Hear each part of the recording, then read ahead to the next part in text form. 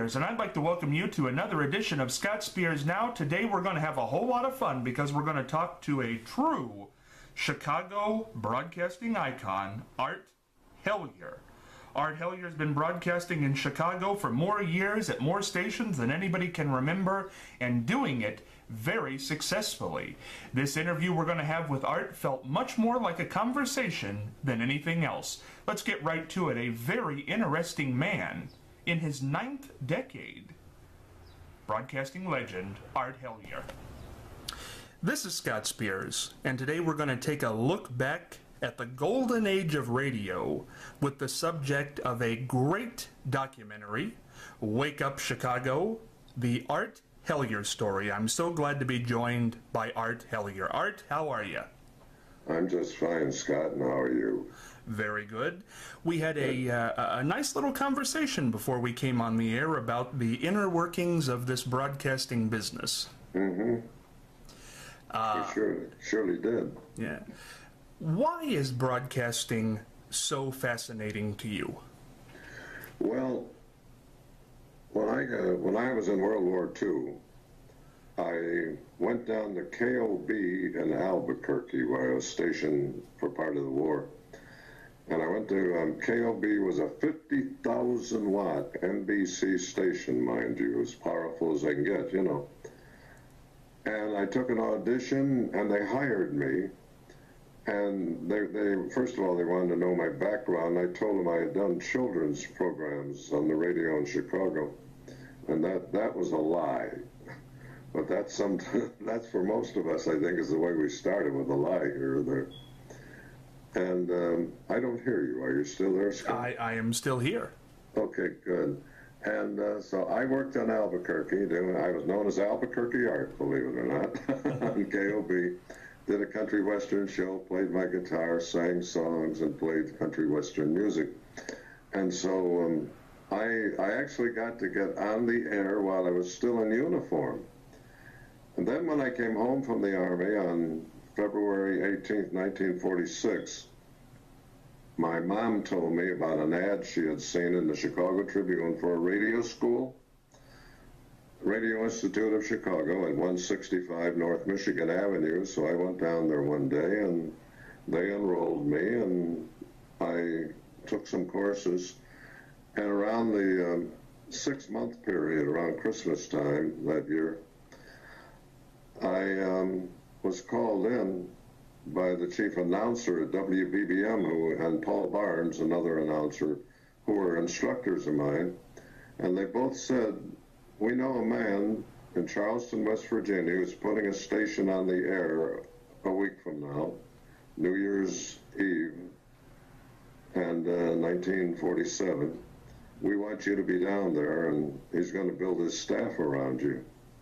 And so I was on a train for Charleston, West Virginia on New Year's Eve of 1946, and I signed on the station at 5 o'clock in the morning and kicked it all off there, and I was on my way. It was my mom telling me about that ad in the paper, really, in the Tribune, that got me started, Scott. You say you went to a broadcasting school. Do you believe, in hindsight now, that broadcasting can be taught? No. Why is that? No, I don't believe, and I've taught at 2 colleges in Chicago, Columbia College and St. Francis University. I spent years, I taught there also while I was still on the air all the time, you know. And I believe that you can, I have many students, former students of mine on the air right in Chicago now. And one of them's with ESPN, and where's it, Danbury, Connecticut, and so on and so forth. But what I would do is just sit and have a nightly 3-hour chat with them about radio, about my career and what I knew about it, and they'd ask me questions, and I'd tell them how you'd work this and that, and I had a control room. I taught them how to run a turntable in those days that had 33 in the third, 45, and 78 RPM on it. RCA Victor turntable and taught them how to speak into a microphone and taught them how to write commercials and then read them. So, yeah, I guess in a way, I didn't instruct them. But when it comes down to it, when you go to a station, I don't know. It's up to management, and if for people who read my book, they know what I think of most managers in radio. I think they're most of them are a bunch of dumbbells who have no idea what they're doing, Scott. What is your main reasoning for that? My main reasoning for that? Yeah. Is that so many of them knew nothing about radio. They were outsiders who had the money to buy a radio station, and then they just came in there and would manage it and completely mismanage it because they understood nothing about radio. They were former car dealers or pharmacy owners or things like that, you know, made some big money and bought a radio station. When you sat down behind the mic for the first time and you were at the helm of your own show, where did your style come from? Well, I was just myself. I've always been just myself. And people over the years and write-ups about me and newspapers and magazines and so on and so forth always said that they felt that I was talking only to them, the one person, Scott. So if you went on the air that morning and you had such and such things to get done, so many commercials to read, what thinking went into that the night before or before the show as far as ideas for what you were going to say? Truthfully, nothing, because I had been studying at Radio Institute of Chicago. When I came home from the Army, my mom had seen an ad for Radio Institute of Chicago in the Chicago Tribune, and I went down to their studio setup on Michigan Boulevard in Chicago, 165 North Michigan, and I enrolled under the GI Bill, so it was paid for by the government. And I was there for the fall semester, and just before Christmas time, Paul Barnes said to me, the chief announcer at the school and the best announcer in Chicago, and I'd say he was the best of all time in Chicago, my major instructor there. He said, "Get out of here. Don't stay here for the 2 or 4 year course. Get out and start working." He said, "There's a station a friend of mine is opening, Bob Province, down in Charleston, West Virginia. I want you down there New Year's Eve to sign on with them for the first time, station going on the air, New Year's Day of 1947. So I took the train down, and I stayed. They had a room for me at the hotel, and the station happened to be in the hotel there too. And I had a rough time sleeping. I had maybe an hour or two. I was going on the air for the first time. So I did no planning whatsoever, none whatsoever. I was frankly scared stiff, Scott, during the night.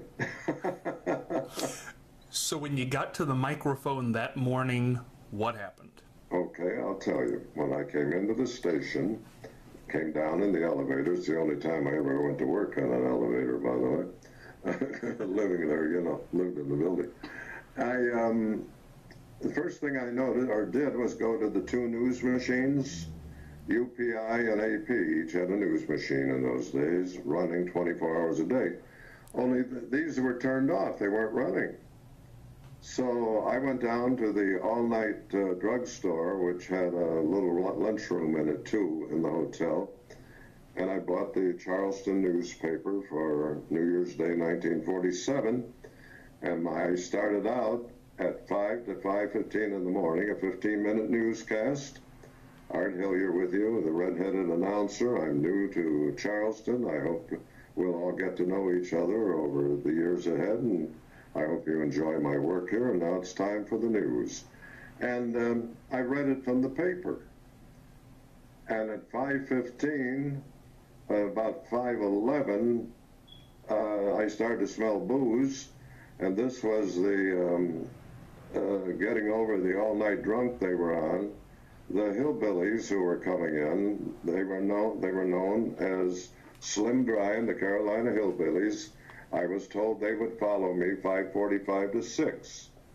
And they came in and the bass fiddle banged against the door and everything. So I explained the guys were coming to work to follow me. And I put them on the air, and I turned the news machines on at that time while they were doing their show and everything. And 6 o'clock I came back in and continued from there. And by the way, I called the manager, Jack Gelder. Actually, Jack Gelder called me that day, the manager, to welcome me on New Year's Day, 1947. He said, "How's everything going?" And I said, "Well, the first thing was the news machines were both turned off." He said, "Holy smoke, well, you know, we had a party there last night, the mayor and everybody there welcoming us to Charleston, going on, because I signed the station on for the first time ever." And he said he'd check on it. Well, he got in touch with Waverly Graverly, who was the maintenance man. And Mr. Waverly Graverly told him he had turned off the machines because, quote, "somebody went home and left them on." How do you like that? That's the way it goes sometimes, isn't it? Yeah, so that was my very first start. When you got behind the microphone and it was no longer a newscast where you were reading something, what did you think, this is what I'm going to do? This is what I'm going to talk to people, I'm going to take calls, I'm going to interview. Did you think at all about just the style of the whole thing? Well, from the very beginning, I've always ad-libbed all my commercials, and over the years, as they went by, it was always understood with the sponsors, just and I used to go out and meet each sponsor too, and they'd say, "Well, give Art some notes, and he'll work around that and just ad-lib." And I've always ad-libbed the commercials, and I started doing that the very first morning there in Charleston, West Virginia. And everything has always been spontaneous with me. Do people make the broadcasting business harder than it is? Oh, yeah. Yeah, some people make it much harder than it is. And actually, for me, the easiest thing in the world is doing what you and I are doing right now, just sitting down, and I'm not even aware the mic is there, Scott. It's basically conversation. If you can get people to believe that you are just having a conversation, which you are, you know, that's Zen. That's perfect. Give me a subject for a commercial. Dish soap. Dish soap. Dish soap. Yes. Hi, folks. Art Hellyer talking to you about Morris's dish soap. I tell you, I wondered about it when I first heard about it because, you know, I'd heard of all the major brands. Who the heck is Morris? So I checked it out by buying a bar of it and the box of it, also the flakes. And took it home, tried it out, and I have never in my life experienced such a joyful experience as I have with this marvelous soap that they turn out for us. The bars are only 33 cents each, and you can get a 16-ounce box of it for $4.95 in any store across the land now, and I recommend it ever so highly, and I'd advise you when you go into the store today, just ask for it and tell them Art Hellyer sent you. Thank you. Now, when you do something like that, when it was an actual sponsor on an actual broadcast, if you had never used the product, could you pitch it fully with no guilt? Yeah. Yeah, because I always, from the very beginning, I told the sales department, I'd meet with them first, you know, and tell them I want only legitimate clients on this show. I don't want anybody who's anything but a legitimate client, and I can say so when I talk on the air about them. Yeah. When I was watching your documentary, Art, there seemed to be two themes that I picked up, and maybe they were just me. But one was that this broadcasting business is driven to a certain degree by money. And the announcer, broadcaster, disc jockey, whatever you call them, a lot of times does not make a lot of money. Oh, that's very true. How big a part of what you did, because you loved it, it's easy to see that, and you were a natural at it, did money play in? Money didn't play any role until Elaine and I were married the following year, and then the following year after that we had our first youngster, and I realized that living on $17 a week is very, very difficult. And so I asked them to set up fees for me for the commercials and so on and so forth, so I could make like $30 a week, believe it or not, back in those days, Scott. And money's very important, but to me, the first thing is being on the air and having people listen to you and being absolutely honest and genuine with them. And again, speaking to that one person who's out there, and many times I used to say there was only one person listening to me. Did you ever make a decision in your career that was based on money or something else that now looking back you wish you had not? Oh, gosh. I wish I had never gone out on State Street in Chicago on New Year's Eve, 1965. Tell that story. I don't know if most people know that. Okay, you saw what I did. The problem I had there on the documentary. I was on duty at Channel 7, ABC. I worked, for years. Everybody in the country heard me on all the system cues and announcements on all of ABC TV shows, because we did them all out of Chicago, which was the flagship station for many, many years for ABC television. And I don't know, they told me I'd be out in State Street that night, and I said, okay, that's fine.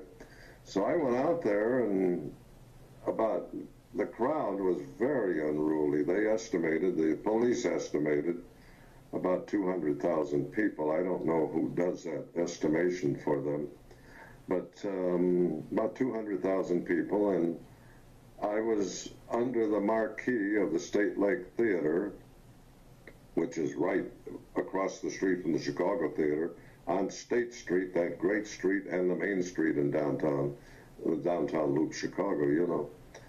And I kept telling them, we're not on yet, telling the crowd, we're not on yet, would you please stop shoving and all that sort of thing.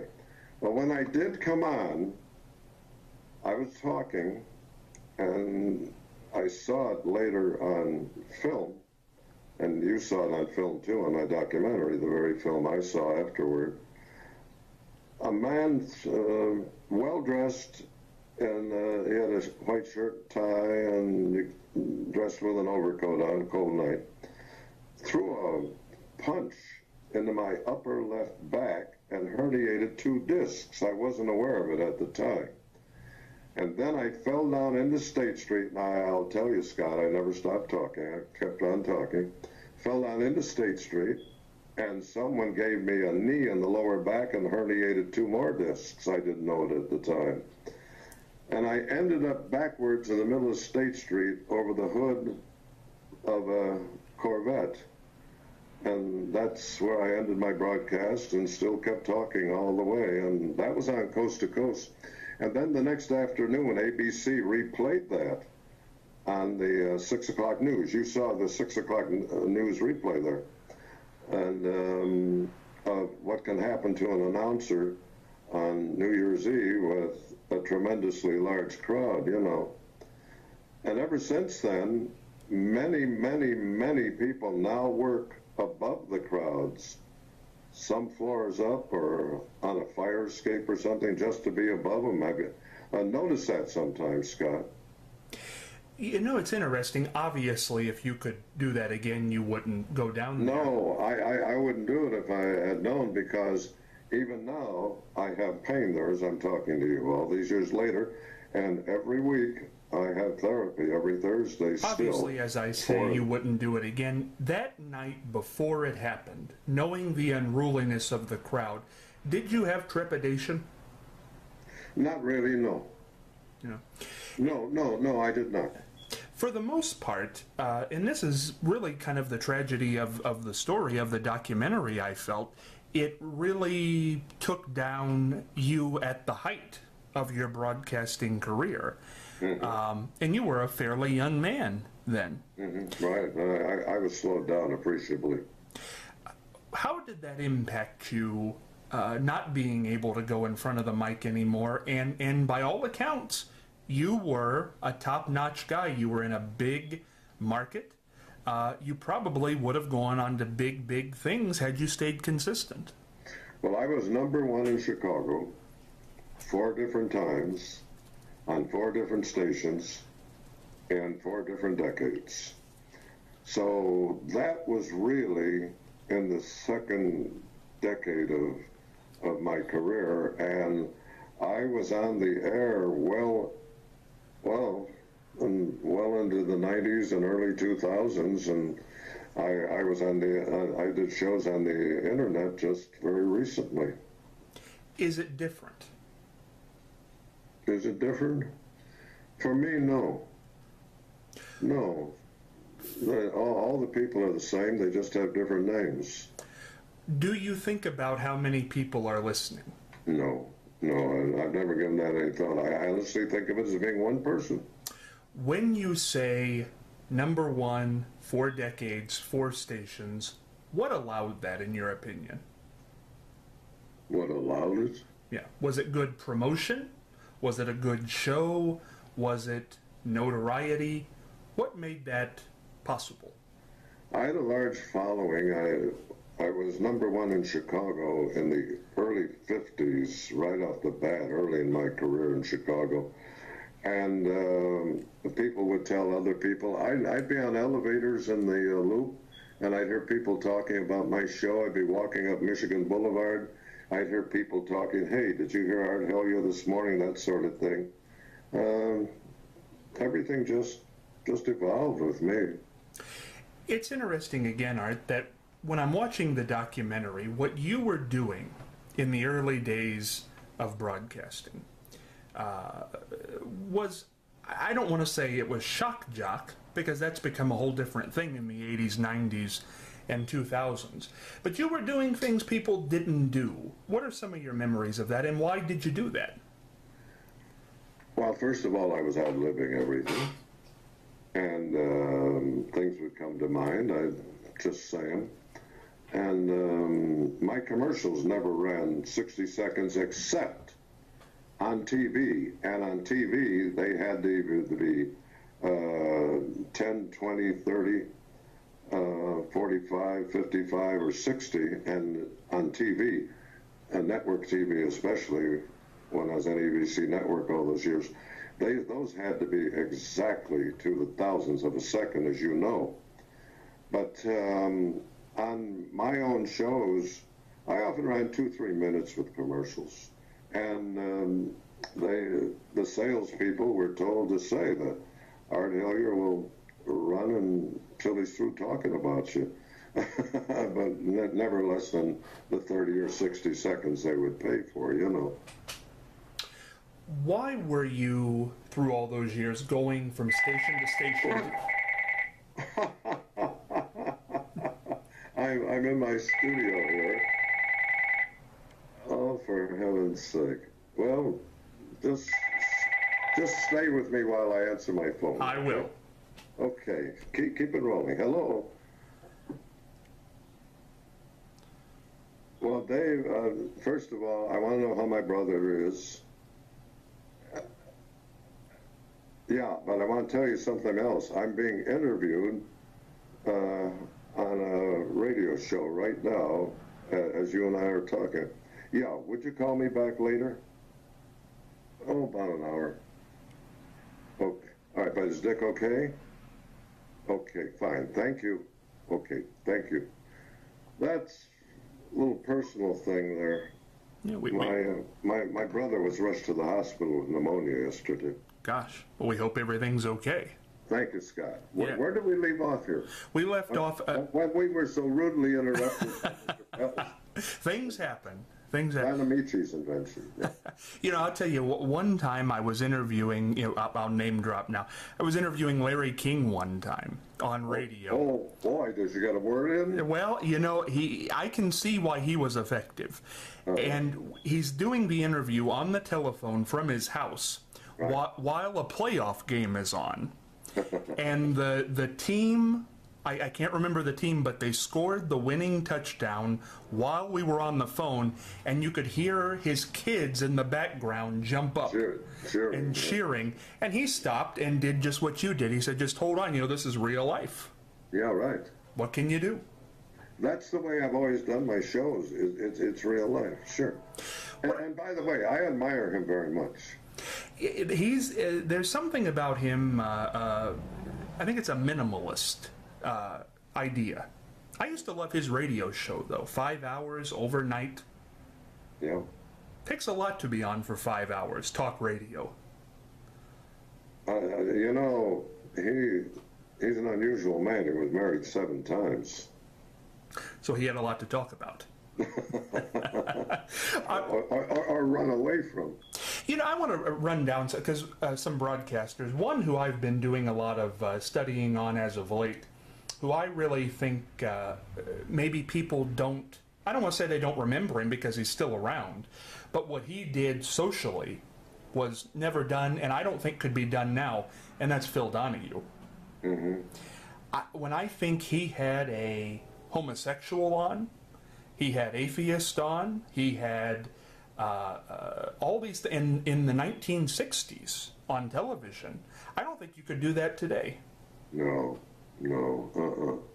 But he did, and by the way, he was a very close friend of my Dr. K. And when Dr. K was so ill and dying, he came to Dr. K's house many times to just sit and do anything he could for him. Is that right? He's an awfully nice man. Shows his character. Mm-hmm. And I recently read that he was on the ground protesting the opening of the George W. Bush Library. Mm-hmm. Still at it. Mm-hmm. Very much so. Yeah, he has to be in his 80s. Pretty close to it, I think. Mm-hmm. Art, what I was saying before we went to the phone call there was for 4 decades, 4 different stations. Did you ever have loyalty to one particular station in your career? I was a freelancer, primarily. And when we freelance, there's not much of that done anymore.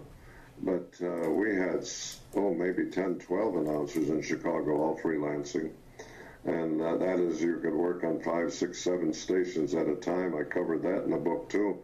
I even have it laid out in the book how I got from one station to another and managed to be on 7 stations at a time, Scott. I don't know. You just go along with everything, I guess. When it comes to doing a broadcast in 2013, if somebody came to you today and said, we want you on the air 5 days a week, 3 hours a morning, would you take the job? Out of my home, yeah. I'm sitting in a completely equipped studio right in my home here. Out of my home, but I'll tell you this.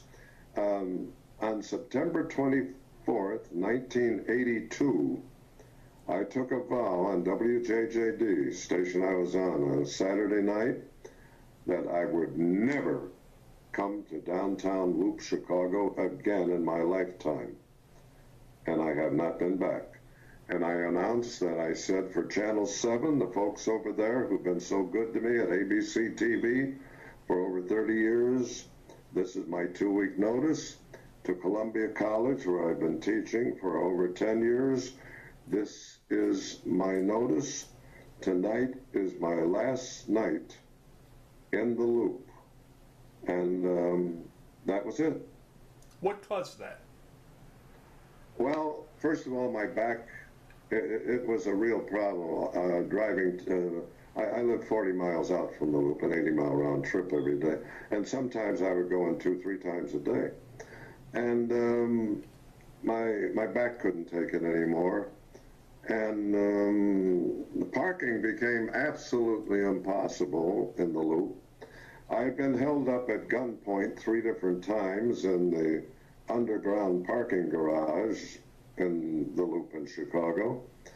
And I was just sick and tired of sometimes being in the car 2 to 2.5 hours each way just to work my way back and forth. I just threw in the sponge.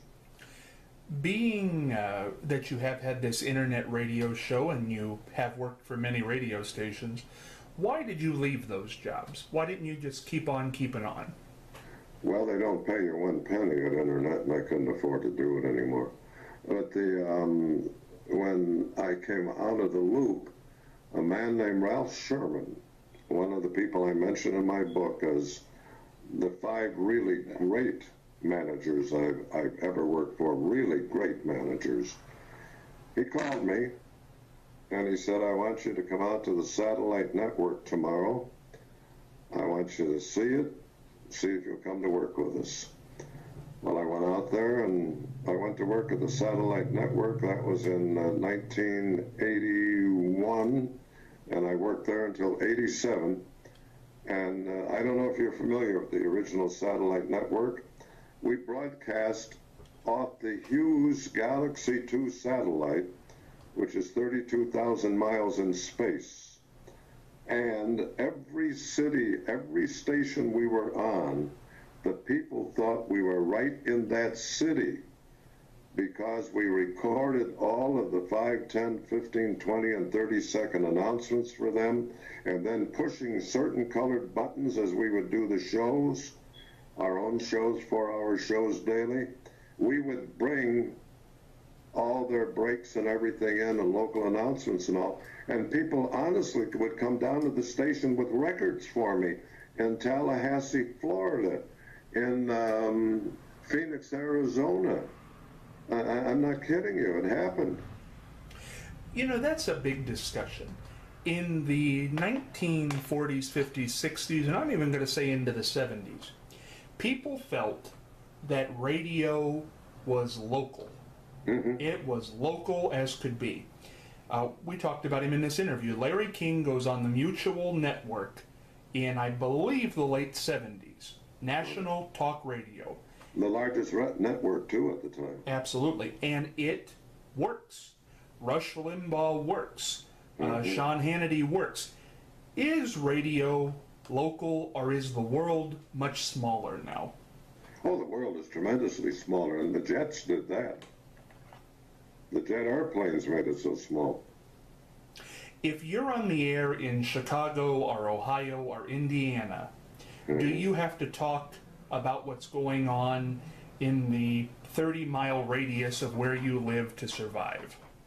Oh, yes, you have to do that if you're on a local station, because the stations, you know, and I used to teach management too at Columbia College, the stations, when you are licensed, one of the first things that you agree to is you're going to serve that local community. I agree on that point. I guess what I'm saying is if you come to do a show, and obviously the station is doing local and they're selling in the local market. Right. Do you have to be local? Do you have to be your show focused on bake sales and school events, or can you do national things? Well, you can do national commercials. Commercials represent the national clients like Ford and that sort of thing, Chevrolet. But you've got to talk about the local bake sales and the women's get-togethers and the all the local clubs and everything. Yeah. Mm-hmm. You know, I found something interesting in broadcasting in the last few years, and that is, maybe the last 10 years, and that is the person who's listening to you. And radio usually has an older audience, which I'm sure you know. Right. If that person is listening to you, and they're listening to you every day, and there's a big story on CNN the night before, and you come in the next morning and you do a show on that, or you try to get that person who the story's about, whether they're in another state or not, that works because that person saw CNN the night before. They know what's going on. Exactly. And I think that changed radio a lot from where it always had to be bake sales and reading the local paper. But you still have to do that too. Yeah, I think it has to be a mix. Sure. But, as you said, oh yes, I talked about things that happened completely out of from where I was working frequently. Sure. You know, one thing I found that worked, and I stumbled upon this by accident, was gathering local people to talk about national events. Mm-hmm. That works very well. A forum. Yeah. Sure. That's one of the most fascinating discoveries I think I've found in radio. Now tell me about your show. My show is total talk, but with no agenda. No, well, we do politics, but we are not Rush Limbaugh, Sean Hannity, any of that. And it's interesting, I think, and I get your opinion on this. Every national syndicated radio show today, you'd be hard-pressed to find one, has a theme. Most of them are political.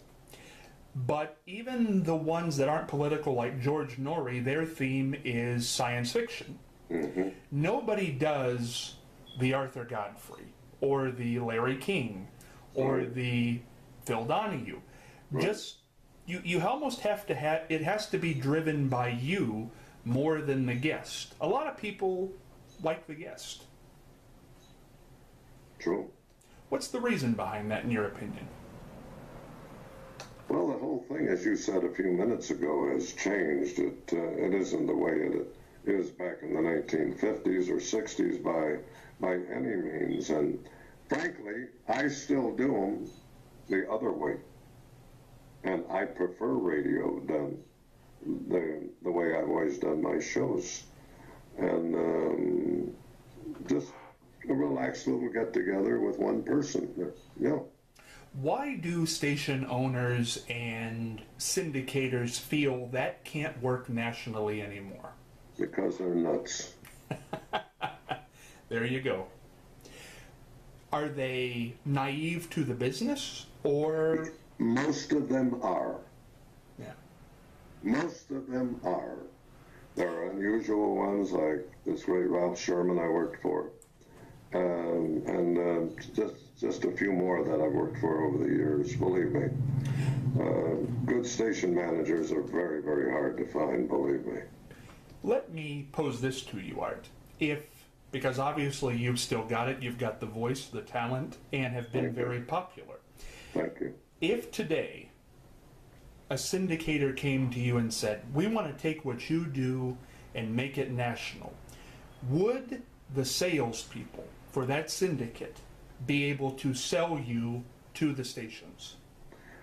Yeah, they would be able to sell me to the stations because, again, I would go in there and do my show as I've always done it. But today it would be mostly, again, with full country sponsors, products that are available throughout the entire country, not just in one local town. Because what we've talked about, would you rate against a Rush Limbaugh, Sean Hannity, George Norrie? Well, I would, for one reason. My show wouldn't be anything like theirs, and when it comes to politics, I have always been right down the middle. I have voted voted probably for just as many Republicans as I have Democrats. I admired, for example, as presidents Harry Truman, Franklin Delano Roosevelt, General Eisenhower, Bill Clinton, George Bush Sr., admire very much, and so on and so forth. And I've always voted as an independent voter. Yeah, and I would never stick my neck out one side or the other. Boy, if you're not ultra-conservative, you're not a Limbaugh person. So that being said, Art, I think it comes back to this. It is easy to say that the syndicators and the station owners are naive or don't know the business. No. But when it comes to that, why don't they try it?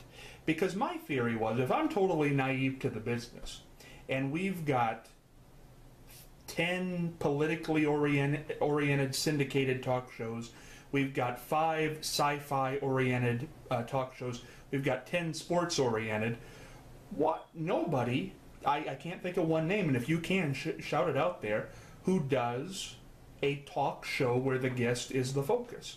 That would be different. Well, I don't know. In Chicago, we still have, and our major radio station is WGN, as you know. That's all talk, and it's done very well, and they don't just categorize it as you said, Scott. They cover everything. Is there a national syndicated, just flat talk show? I can't think of one. Oh, well, do you want to take TV shows? Well, TV shows, I think, are there any? What about Letterman? Letterman, I think, is a comedy show. I don't think the guest is the focus. Mm-hmm. Do you think it is? I think Letterman and the guest are the focus. Well, I wouldn't say... and he's very spontaneous. I love that about him. Oh, Letterman I prefer far over Leno. Oh, I do too. And I think he's a far better interviewer than Leno is. Yes, he is. But I'm saying, I'm not sure that Letterman is the focus of his show. I think comedy is. Mm. So I would consider that a comedy show. When I'm thinking of a talk show, I'm thinking like the Arthur Godfreys, the Larry Kings, where there was no band, no couch. Wait a minute, Arthur Godfrey had a wonderful band and vocalists. And that's one of the founding reasons he ended up bad in the end, when he yelled at the band leader and people found out. No, it wasn't the band leader. It was the vocalist who had gone off to the Navy. I had him on the air, and I have his statement here in his own handwriting, and I can't think of his name at the moment. But the vocalist went off to the Army in 53 or 54 and served a couple of years, and then came back, and then he put out his own record with Archie Blair and his orchestra.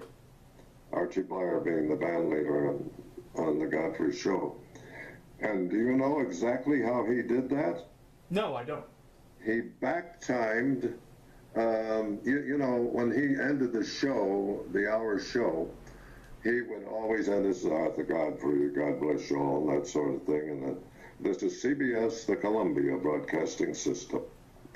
He had that all back-timed nicely. And when he introduced the vocalist just back from the Navy, and he was with us all these years, and that's wonderful.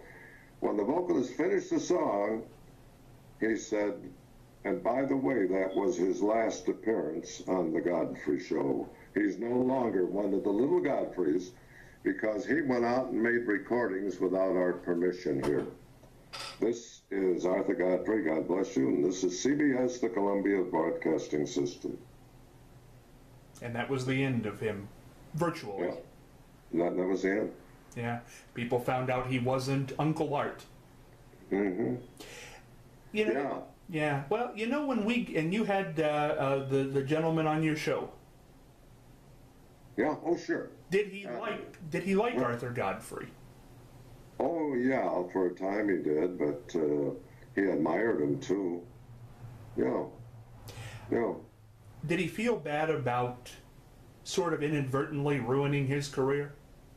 Well, I even asked him on the air, would you do that again, go out and make your recordings? He said, oh, yeah, sure. Yeah. So there you go. Right. Art, I'll tell you who I consider when I'm getting into this, because this has kind of turned into an interesting conversation on what is talk.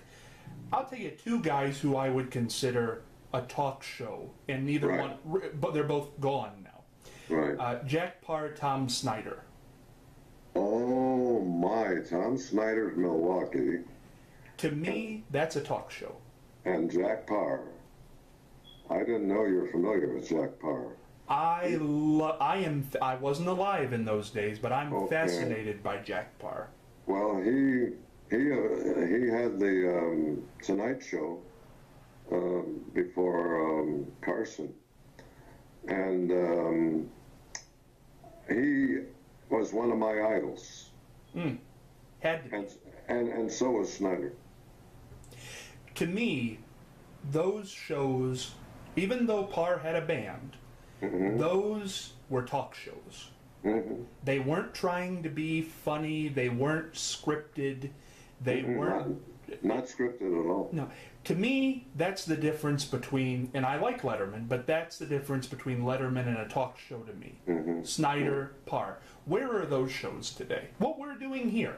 Nobody's lighting off rockets. No band is playing. No. Nobody's telling jokes. Why don't these shows exist nationally? Because managers are afraid to have them. Why? Because they don't think the audience wants any of that stuff anymore. And I think they're wrong. I do too. And I think those two gentlemen, unfortunately, because of being gone and the time passing, are kind of underrated.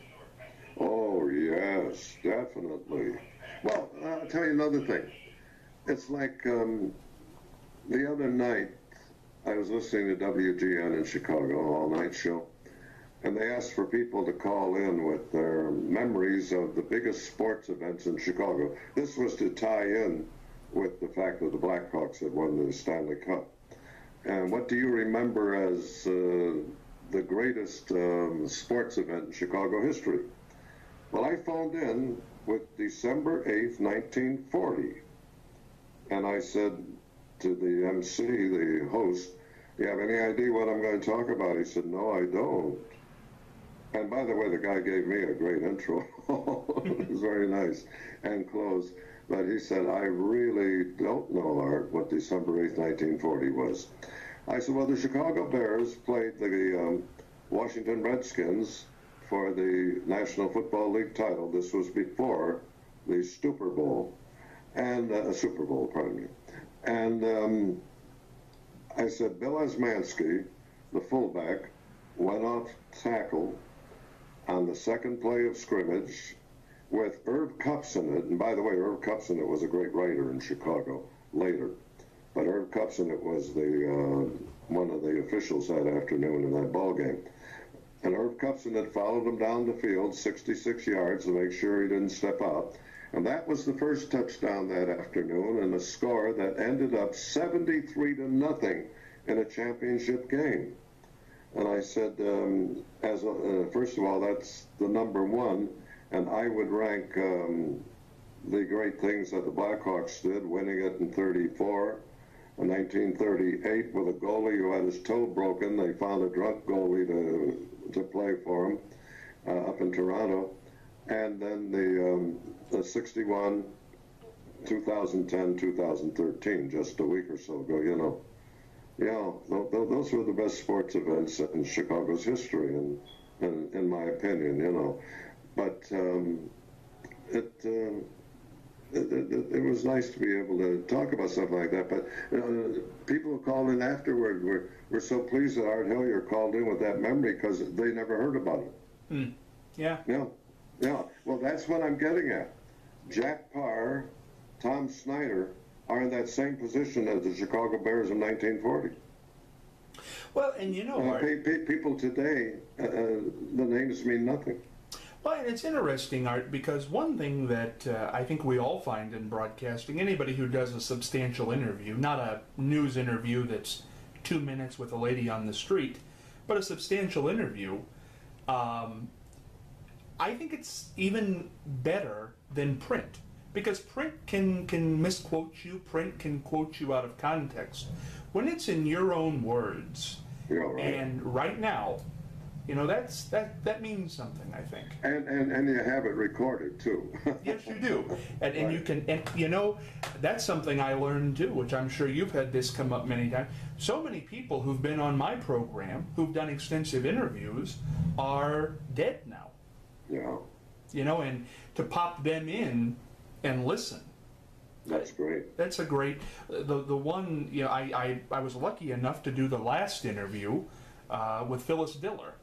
Really? Yeah, we struck up a great relationship early in my career.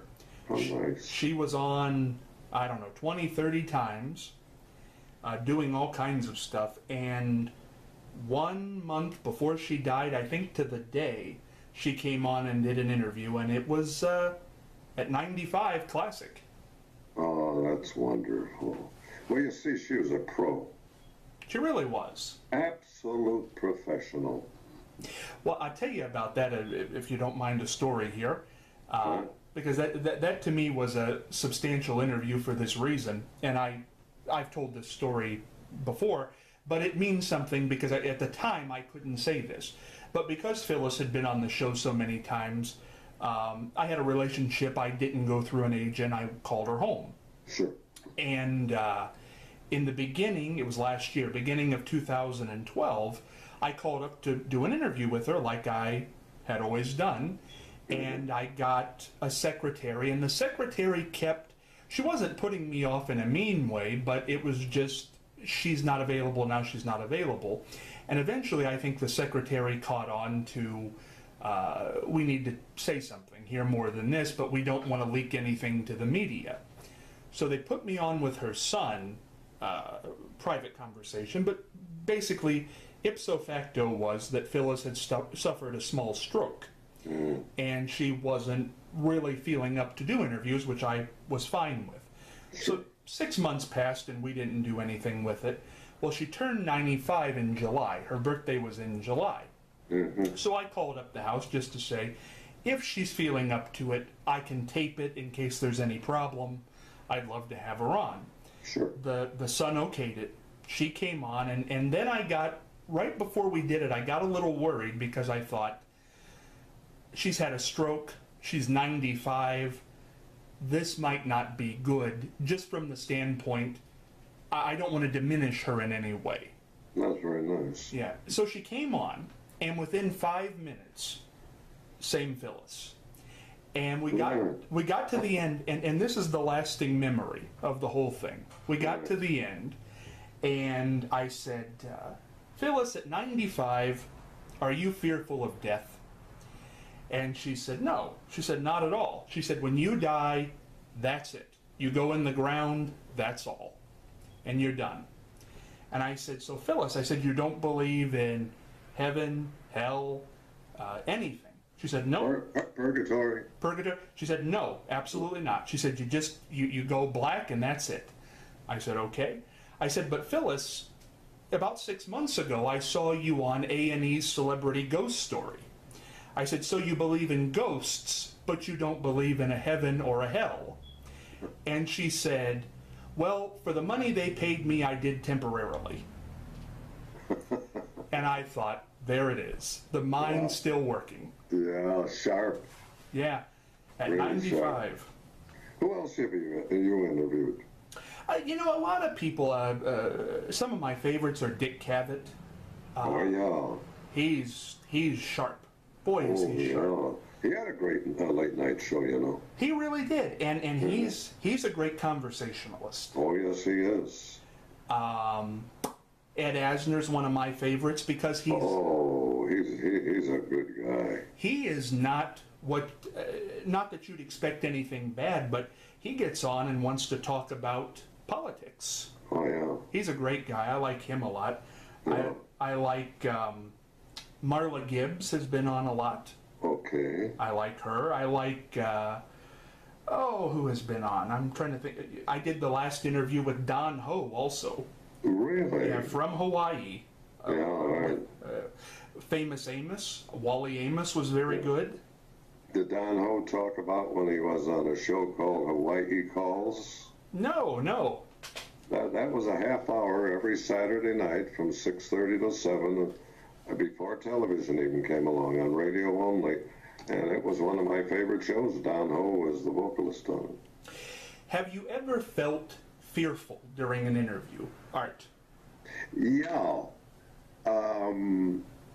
Back years ago, you and I were talking about this earlier, about words that couldn't be used on the air and all. Well, in the beginning, I had been warned from my very first jobs, never must the words H-E-L-L or D-A-M-N ever be said, they must never be said on the air. And my fear, this was my fear now, Scott, that I would be interviewing some person who would use one of those words and I'd get fired. Mm. You know, and isn't it strange that in live broadcasting, they put that on the host, as if you could stop somebody? Right. What are you going to do? I've never heard the answer to how you stop somebody from doing that. And back when I was first doing interviews and all, there was no 7-second delay, of course. Well, you know, I worked with a guy for years who did sports who said he would be in such shock from the person saying it, it would take 7 seconds to hit the button. I like that. And I kind of believe that. I do too. But, you know, the fears are interesting. Has anybody who you've had on ever struck a tinge of fear in you just for something they said or did? No. I had that one time. Mm-hmm. One time that's happened. But other than that, it's pretty good. Tell me the story. Well, it was, it's very complicated, but I'll sum it up here.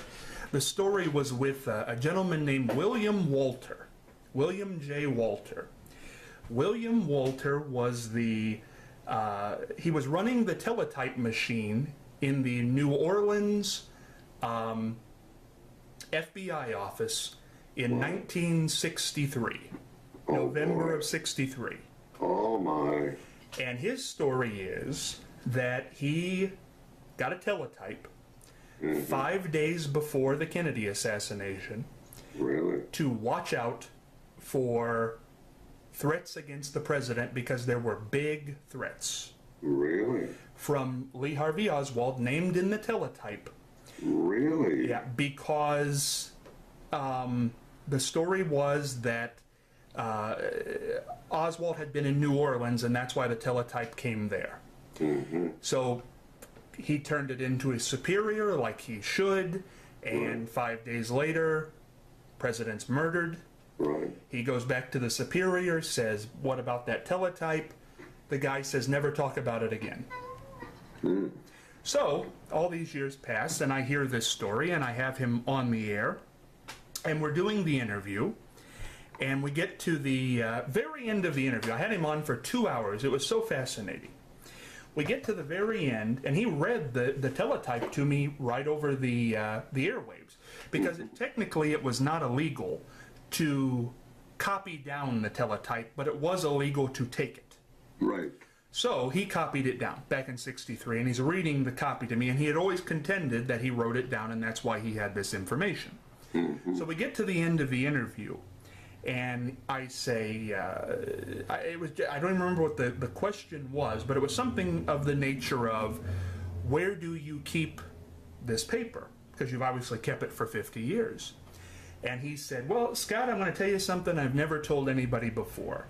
I've never revealed this, but I didn't write it down. I took the original copy. And I have it. And I said to him, reflex, I said, is that going to be bad for you that you've just said that? He said, well, I expect an FBI man on my door today. Wow. And I said, should I be worried? And he said, if I was you, I would be. Really? And to me, nothing ended up happening, thank God. Yeah. But to me, for a second, I thought... You were worried. I thought, well, maybe we've gotten into territory we shouldn't have gotten into. Right. But you never know. Mm-hmm. I have to do something. Well, this has been fascinating, Art. Okay, good. I've enjoyed it. Nice as it's been, and I've enjoyed it thoroughly. I do have to wind it up, Scott. Well, thank you, Art, for coming on. I'm glad we were able to do this, and I hope you come back in the future. Thank you. I'd be happy to. Take care. And you did a great job on it, and I thank you ever so much. I hope you enjoyed that conversation with Art Hellyer. What a guy he was. What a voice. What a personality. What an idea of what it takes to be on radio and be successful in the broadcast industry. A lot of fun, and I'm sure we'll have Art back in the very near future. But until next time, this is Scott Spears, heading for the dugout.